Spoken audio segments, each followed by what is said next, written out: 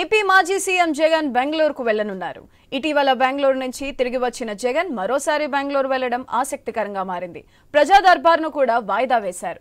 ఈ నెల 22 నుంచి అసెంబ్లీ సమావేశాలు ప్రారంభం కానున్న తరుణంలో సమావేశాల నాటికి ఆయన తిరిగి వస్తారా లేదా అనే విషయం చర్చనీయాంశంగా మారింది.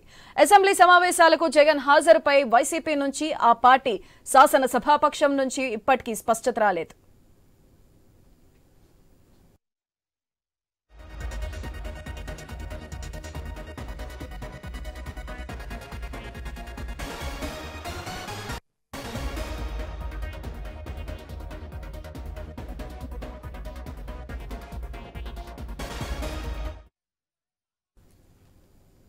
ఏపీ మాజీ సీఎం జగన్ బెంగళూరుకు వెళ్లనున్నారు. ఇటీవల బెంగళూరు నుంచి తిరిగి వచ్చిన జగన్ మరోసారి బెంగళూరు వెళ్లడం ఆసక్తికరంగా మారింది.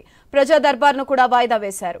ఈ నెల 22 నుంచి అసెంబ్లీ సమావేశాలు ప్రారంభం కానున్న తరుణంలో సమావేశాల నాటికి ఆయన తిరిగి వస్తారా లేదా అనే విషయం చర్చనీయాంశంగా మారింది. అసెంబ్లీ సమావేశాలకు జగన్ హాజరుపై వైసీపీ నుంచి ఆ పార్టీ శాసనసభాపక్షం నుంచి ఇప్పటికీ స్పష్టత రాలేదు. దీనిపై మరింత సమాచారం మా ప్రతినిధి హరీష్ ఫోన్ లైన్ ద్వారా అందిస్తారు. హరీష్, చెప్పండి, ఈ సమావేశాలకి హాజరు కానున్నారా లేదా? దీనిపై ఏమంటున్నారు?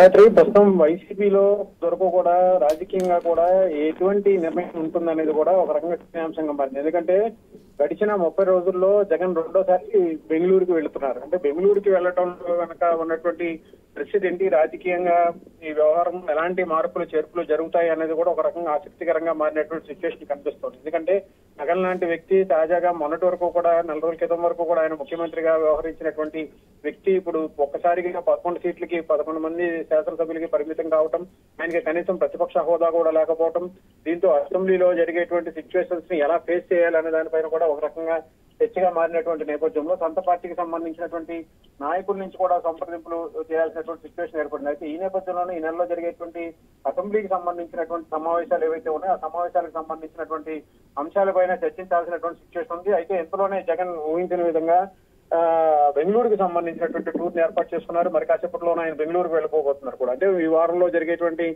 అసెంబ్లీకి సంబంధించినటువంటి సమావేశాలకు వైసీపీ ఎలాంటి స్టాండ్ ఉండబోతుంది అన్నది కూడా ఒక రకంగా ఆసక్తికరంగా మారింది. మొదటి నుంచి ప్రచారం జరుగుతున్నట్టుగా ప్రమాణ స్వీకారం చేసిన తర్వాత నుంచి జగన్ అసెంబ్లీకి వచ్చేటువంటి అవకాశం చాలా తక్కువ ఉందన్నటువంటి ఒక ప్రచారం కూడా జరిగింది. సో ఇప్పుడు ఈయన అసెంబ్లీ సమావేశాలకి హాజరు కాకపోవడం, అసెంబ్లీ సమావేశాలకి హాజరు కాకుండానే ఇంకోవైపు గవర్నర్ ప్రసంగం కూడా ఈసారి జరిగేటువంటి అసెంబ్లీ సమావేశాల్లో ఉంటుంది. అయితే వాటికి కూడా వైఎస్ఆర్ కాంగ్రెస్ పార్టీ దూరంగా ఉండేటువంటి సిచ్యువేషన్ మనకు కనిపిస్తుంది అన్నటువంటి ఒక ప్రచారం జరుగుతుంది. మొత్తం మీద రాబోయేటువంటి రోజుల్లో వైసీపీ వ్యూహం ఎలా ఉండబోతుంది అనేది ఒక రకంగా ఆసక్తికరంగా మారితే బెంగళూరుకి మాజీ ముఖ్యమంత్రి జగన్మోహన్ రెడ్డి పయనం కావడం కూడా రాజకీయంగా కూడా చర్చనీయాంశంగా మారింది. ఎలాంటి స్టాండ్ ఉండబోతుంది, ఎలాంటి నిర్ణయం ఉండబోతుంది అన్నది కూడా ఒక రకంగా చర్చనీయాంశంగా మారినటువంటి పరిస్థితి మనకి కనిపిస్తుంది. సుధార్తి. Right, thank you Harish.